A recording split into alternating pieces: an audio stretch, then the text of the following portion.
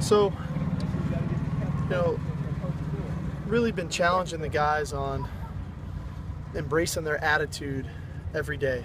And, I've been praising them, as you guys have well known, on Tuesday, Wednesday practices. I mean, these guys come out to work, and, when you have,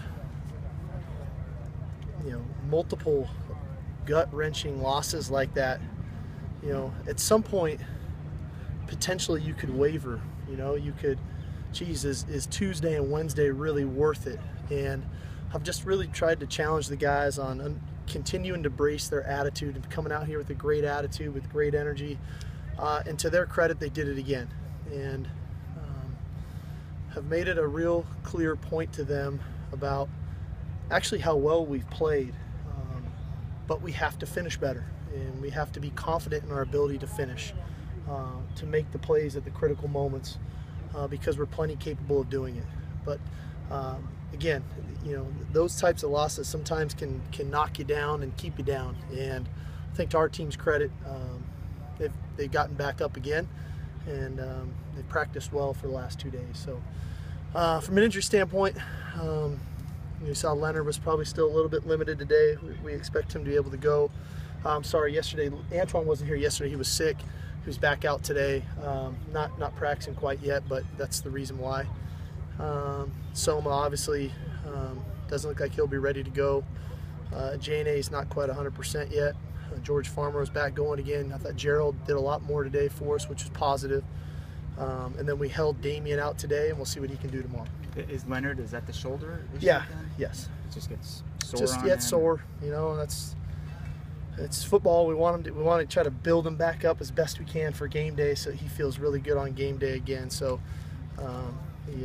he obviously plays his tail off every time he takes the field for us. You said yesterday that you wanted to get a look at Toa on film playing left tackle. What did you Looked think? really good. He looked athletic. We've always felt like his strength were his feet at guard, and at tackle, I thought it really showcased his feet, especially on film, and not just in the team settings, but when you watch the one-on-one stuff, pass rush, he really has good feet, and that, quite honestly, for his future, might be more of a natural position for him.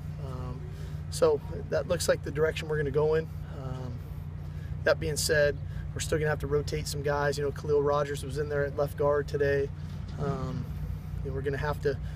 Andre's got to be ready to spell these guys. Got to be ready to spell Zach Banner as well. Still, so a lot of moving parts up there, but we feel good about what we're doing. Have you ever coached in your entire coaching career a defensive back unit that is as young as you've got right now? No. Is that one of the most challenging components you're facing right now? Sure. Yeah. I mean, just youth in general. Not that these guys aren't good players. They're good players. It's really understanding the game. It's really taking and understanding the scheme, and then marrying the scheme with what you're being faced with, and then using your technique, and then ultimately making the play against quality players that we face every week at wide receiver. So it's a great challenge. It's one that, why you coach, and you watch guys get better and improve, and then gain confidence and start to play, like they're really capable of playing. So it's an unbelievable challenge, but it's great to see these guys, grow up. We're not perfect. We all know that. I see that, but I do appreciate them working at it. I appreciate the work that Justin and Keith are doing with them, and getting these guys better. I don't know if you go into a game with a certain goal, limiting this team to so many yards or whatever, but do you have to kind of recalibrate that with Washington State's passing game because of it's so the volume? skewed. Yeah, it's so skewed. They might throw the ball 85 times Saturday. That could conceivably happen, which is hard to even say, quite honestly, never mind watch. And so we just have to be patient. We can't get hung up if they complete some balls. They're going to. If you throw the ball 85 times, I don't care if it's 85 Bears out there, you're going to complete some passes. So we're going to have to live with that. The key is, again, trying to pressure the quarterback some, disguise our coverages, get our hands on footballs, create some turnovers, create short fields, and just try to make it hard on them, so that it's not just pitch and catch all day long. Everyone knows it's how talented Leonard is, but in a way, is it possibly almost become a little underrated for what he's doing, even though he hasn't been healthy since maybe the first Without a doubt. He doesn't get I mean, I don't know. Maybe he does get enough credit. I don't read the stuff, but I know on our team he gets a great deal of credit for how hard he plays, for the number of plays that he's playing, not healthy, not 100%, I should say. The attitude he brings, you know, it's really cool. It's very refreshing that a mega star in this day and age can really just maintain that work ethic and that desire and that passion every single day. And we're really fortunate. Nelson's the same way. Buck is the same way. Juju's the same way. Adori's the same way. I mean, our guys that are Sua's the same way. That are the marquee guys. They probably practice harder than anybody else, and that sends a great message to their teammates. And really, to me, it's not going to happen overnight for us, but I think it's shifting a culture of the way we attack every single day. And so I'm thankful to those guys. I'm thankful to Leonard for his approach every single day when he comes out here. What did you see from Charles Burks this week? Well, Charles, again, we talked about it yesterday. He's a natural pass rusher, as Quentin Powell is. You know, that's what they did in high school. And this game lends itself to them being able to play to their strengths.